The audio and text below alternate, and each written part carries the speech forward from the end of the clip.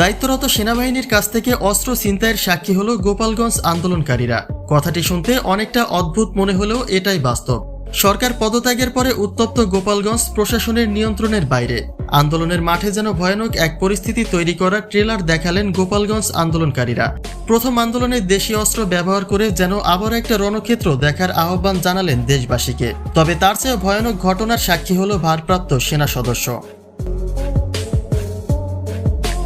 গতকাল গোপালগঞ্জের কোটালীপাড়া থানা সড়ক জুড়ে বিক্ষোভ মিছিলের ডাক দেয় শেখ হাসিনাকে দেশে ফিরিয়ে আনার শুভাকাঙ্ক্ষীরা। তবে তা ভয়ানক রূপ ধারণ করায় সেনাবাহিনী নিয়ন্ত্রণে রাখার চেষ্টা করলে ছিনতাই হয় এক সেনা সদস্যের স্টেন গান, যা বাংলাদেশের ইতিহাসে সেনাবাহিনীর সঙ্গে এই প্রথম। এর আগে এমন কোনো ঘটনার সাক্ষী হয়নি বাংলাদেশ সেনাবাহিনী। যদিও পরক্ষণে সেখানকার ভারপ্রাপ্ত চেয়ারম্যান জানান, এই অস্ত্র দায়িত্ব সহকারে নিজের হেফাজতে রেখেছিলেন তিনি।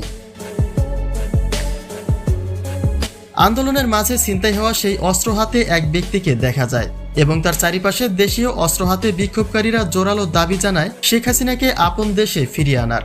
তবে ঘটনাটি শুধুমাত্র প্রশাসনের অস্ত্র হারানোর মধ্যেই সীমাবদ্ধ নয়। পরিস্থিতি সামাল দিতে সেনাবাহিনী মাঠে নামলে পুড়িয়ে ফেলা হয় তাদের গাড়ি এবং আন্দোলন মোকাবেলায় আহতের সংখ্যা প্রায় 20 জন।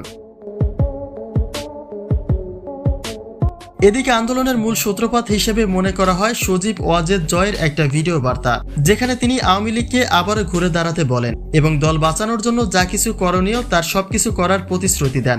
তিনি আরও শক্ত হাতে আওয়ামী লীগ নেতাকর্মীদের সামনে এগিয়ে যাওয়ার নির্দেশ প্রদান করেন এবং তারপরেই আবারও এই বড়সড় আন্দোলনের মুখে পড়ল বাংলাদেশ, যার শেষ কোথায় তা এখনও নির্ণয় করা সম্ভব নয়।